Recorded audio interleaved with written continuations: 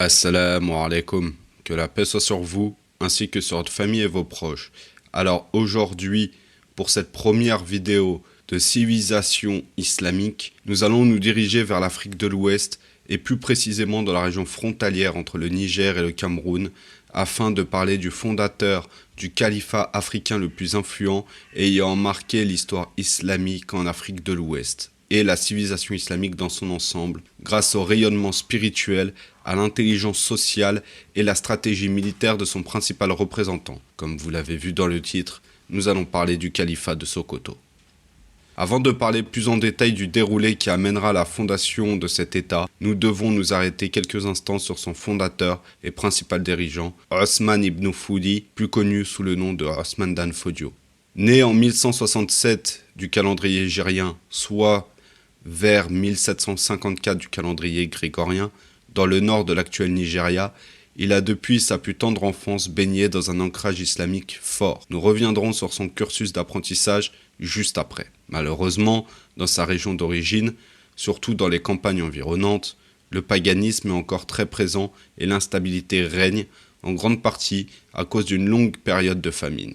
Comme nous venons de l'évoquer, depuis son plus jeune âge, Ousmane Dan Fodio a été ancré dans l'apprentissage des sciences islamiques. Son père était un des principaux imams du clan Totonkawa du Fouta Toro. C'est une région située dans l'actuel Sénégal. Sa famille comprend également un bon nombre d'érudits et d'ascètes dans la région. Il a étudié le Coran, la Sunna, la grammaire et la poésie arabe. Le droit selon la méthodologie Maliki, il maîtrise également la rhétorique, l'histoire et l'exégèse coranique. Son esprit vif et sa maîtrise de ces différentes disciplines lui permettent d'obtenir de nombreuses ijazas, ce qui lui donne le droit d'enseigner. Ses principaux enseignants furent les membres de sa famille, ainsi que d'autres savants de la région. Il fréquente également certains cercles soufis. Parmi ses enseignants, nous pouvons également trouver des savants ayant étudié à Médine et qui lui ont transmis les enseignements du Sheikhul Islam ibn Taymiyyah, rahimahullah, comme par exemple le Cheikh Djibril ibn Omar. Cette formation hétéroclite permit à Ousmane Dan Fodio d'avoir une identité et un ancrage islamique encore plus fort. Il commença alors à prêcher et à enseigner l'islam à 20 ans. Sa prédication dura pendant 12 ans. Il prêchait principalement en Haoussa et en Peul. Ce sont des dialectes d'Afrique de l'Ouest. Reconnu pour sa conciliance et son érudition, il préférait le contact avec la population que celui des autorités. Son destin bascule à partir de 1202 du calendrier hégirien, soit en 1788. Invité avec l'ensemble des imams de la région à une réunion organisée par le roi Bawa Dan Gwarzo. Il étonne alors l'assistance en refusant les cadeaux offerts par le souverain et en l'interpellant directement. Ousmane réclame au roi des réformes, la libération des prisonniers politiques, l'arrêt de l'application de certains impôts, mais encore à ce qu'on lui permette de prêcher sans entrave. Écoutez, mais désormais dans la ligne de mire du pouvoir, Ousmane s'est du jour au lendemain élevé en véritable imam du peuple. Par la suite, il s'installa à Déguel en 1205 du calendrier hégirien, soit en 1791 du calendrier grégorien, où il y demeura 13 ans.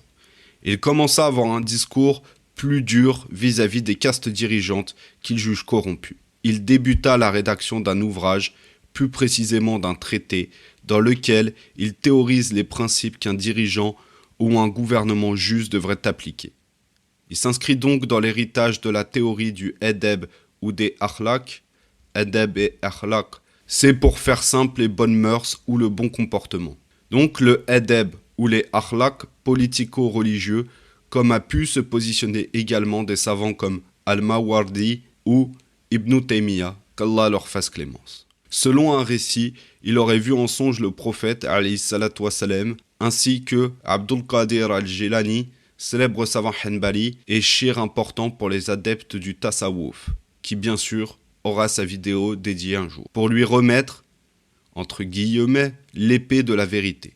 L'année suivante, il commença donc à appeler les gens pour prendre les armes contre l'injustice des autorités de la région. En effet, une manifestation de l'islam que le nouveau roi, Nafata, ne voit pas d'un bon œil. Il promulgue aussitôt l'illicéité des prêches de l'imam et il fait encore interdire les conversions à l'islam. ordonnant même aux récents convertis d'abjurer de leur foi. Le port du turban et du voile est à la même occasion prohibé. Osman ibn Foudi et son entourage se voient frappés de l'interdiction de pratiquer l'islam en public. Le conflit est dès lors inévitable. Pour Osman, la chose est claire. Le pays Haoussa n'est plus une terre d'islam. C'est ainsi qu'il émigre en 1218 du calendrier égérien, c'est-à-dire 1804 du calendrier grégorien, vers Goudou, aux confins du pays, loin de la capitale. À ce même moment, un nouveau souverain monte sur le trône dans la région. Un certain Youfa, qui durcit encore plus le combat et la répression vis-à-vis de la pratique de l'islam, et de facto, il commence à s'attaquer aux musulmans. C'est dans ce climat de tension extrême que l'armée du roi Youfa tente de pénétrer sur les terres occupées par les principales tribus musulmanes. C'est ainsi que les premiers heurts débutèrent entre les armées du roi Youfa et les forces musulmanes, principalement partisanes de la prédication de Osman Dan Fodio. Le 21 février 1804 du calendrier grégorien, la population musulmane locale désigna Osman Dan Fodio comme Émir al-Mouminin, commandeur des croyants. Dans son appel à la lutte contre le paganisme d'État, Osman Dan Fodio fit le parallèle entre la situation des musulmans dans la région et la biographie du prophète Mohammed principalement pendant ce qui est généralement connu comme la période médinoise, afin de galvaniser ses troupes. Bien sûr, nous aborderons cette période au fur et à mesure que nous avancerons dans la sira du prophète Mohammed sur cette chaîne. Approchant de la cinquantaine, il ne participe pas toujours au combat, mais reste près de son armée. Il gère la stratégie depuis ses quartiers généraux, maintenant accompagné et soutenu par son frère Abdullah ibn Foudi et son fils Mohammed Bello, qu'Allah leur fasse clémence. Son fils rejoignit les rangs de son armée en tant que commandant. Sa piété et sa bravoure firent de lui l'un des plus valeureux guerriers des troupes de Osman Dan Fodio. Cette guerre dura 4 ans. L'armée du califat de Sokoto sortit victorieuse de cette épreuve, même si, comme tout conflit, de nombreuses personnes sont mortes dans les deux camps. Qu'Allah accorde le martyre aux soldats de l'armée de Osman Dan Fodio. Suite à cette victoire, Osman Dan Fodio reçut l'allégeance, la bay'a, de l'ensemble des chefs tribaux et des imams de la région. Il finit par conquérir la cité de Kano, siège du roi Youfa, et le mit à mort. Le califat de Sokoto fut enfin établi. Osman Dan Fodio fut à la tête d'un territoire important, s'étalant sur environ 30 émirats plus ou moins importants, et gouverne dorénavant environ 10 millions de personnes. De par son âge avancé ainsi que l'étendue de ce nouvel État, Osman Dan Fodio délégua la majeure partie de la gestion politique et militaire à son frère Abdullah ibn Foudi et à son fils Mohammed Bello. Une nouvelle administration est mise en place.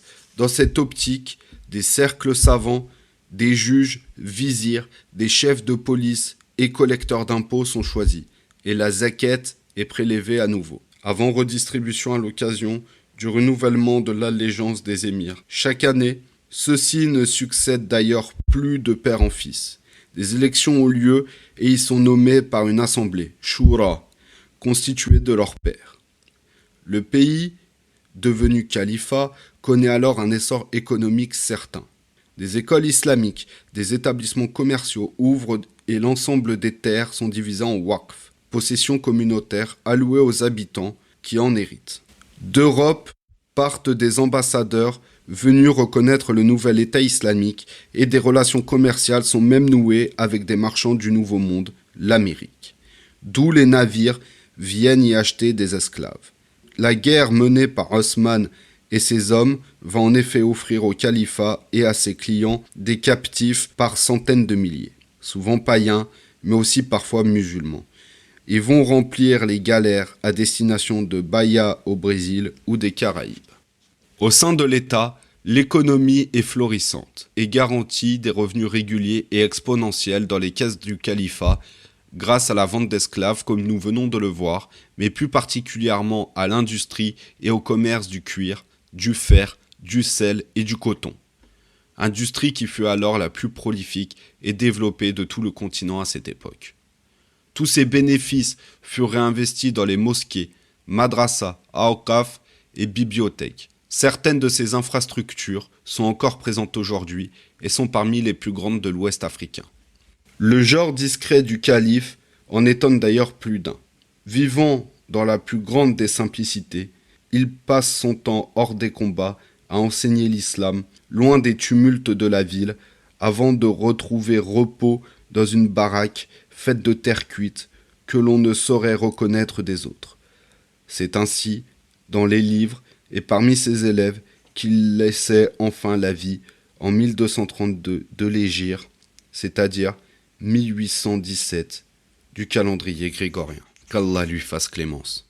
Ayant peu avant fait nommer son fils, Mohammed Bello, comme successeur au poste de calife, il avait offert à son frère Abdallah la régence de l'émirat vassal de Gwandu et surtout participé à faire de sa fille Nana Asma'u la plus importante auteure et poétesse de l'Afrique de l'époque. Sûrement le plus grand réformateur et leader africain et musulman de son siècle. Osman ibn Foudi avait au final et pour la première fois de l'histoire réussi à réunir les différents pays Haoussa en un seul. Si le califat de Sokoto, ou autrement nommé Empire Peul, va connaître son lot de révoltes et de scissions, il va ainsi durer jusqu'en 1321 de l'Hégire, c'est-à-dire 1903 du calendrier grégorien, date à laquelle les Britanniques, Français et Allemands vont se diviser en pleine colonisation de l'Afrique. Le califat de Sokoto se sera étendu à son plus fort des États actuels du Burkina Faso à la République de Centrafrique, incluant une partie du Cameroun, du Niger et du Nigeria. La prédication haussmannienne avait ainsi participé à nourrir des vocations. Durant un demi-siècle, de nombreux États ouest-africains connaissent après lui une réislamisation certaine, chacun ayant suivi le schéma et le legs du dernier des califes d'Afrique.